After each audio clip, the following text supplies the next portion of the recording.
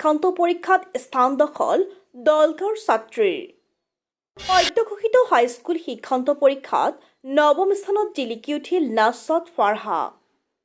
সদ্যঘোষিত মেট্ৰিকৰ ফলাফলত দলগাঁৱত আনন্দৰ বতৰা। সদ্যঘোষিত হাইস্কুল শিক্ষান্ত পৰীক্ষাৰ ফলাফল ঘোষণাৰ পিছতে দলগাঁৱত আনন্দৰ লহৰ।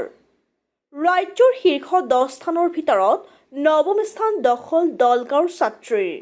দলগাঁৱৰ ব্যক্তিগত খণ্ডৰ আঞ্চলিক জাতীয় বিদ্যালয়ৰ পৰা শিক্ষা গ্ৰহণ কৰি নাছাত ফাৰহাই নৱম স্থান দখল কৰিবলৈ সক্ষম হৈছে। সৰ্বমুঠ 586 নম্বৰেৰে নৱম স্থান দখল নাছাত ফাৰহাৰ। দলগাঁৱৰ নছিমুদ্দিন আহমেদ আৰু ফাতেমা বেগমৰ সুকন্যা নাছাত ফাৰহাৰ এনে সফলতাৰ পিছতে দলগাঁও আঞ্চলিক জাতীয় বিদ্যালয়ত উল্লাহৰ বন্যা।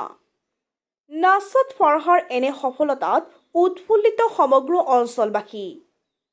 দৈনিক নিয়মীয়াকৈ অধ্যয়ন কৰা নাছাত ফাৰহাৰ সপোন APSC পাছ কৰা।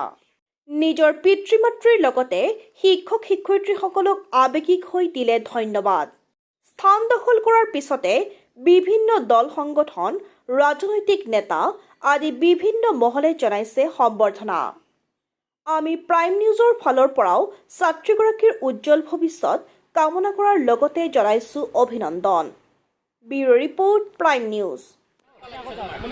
ভাল লাগিছে বহুত, ইমানখিনি এক্সপেক্ট কৰা নাছিলোঁ।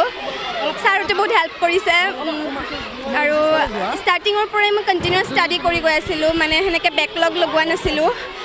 আৰু বাকী টিউশ্যনো নাছিল মোৰ, যিখিনি পাইছোঁ স্কুলৰ শিক্ষকে সহায় কৰিছে, তেওঁলোকৰ সাহায্যতে ইমানখিনি পাৰিছোঁ।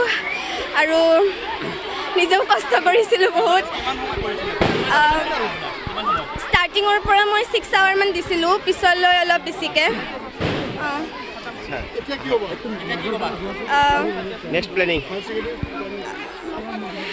হাই ছেকেণ্ডেৰীৰ পিছত মই ছায়েন্সতে ল'ম, তাৰপিছত মই ভাবিছোঁ APHE দিম। চবেই আৰ্টছৰ পৰা লৈ দিয়ে, কিন্তু মই ছায়েন্সতে পঢ়িম ভাবিছোঁ হাই ছেকেণ্ডেৰীটো। APHE দিম।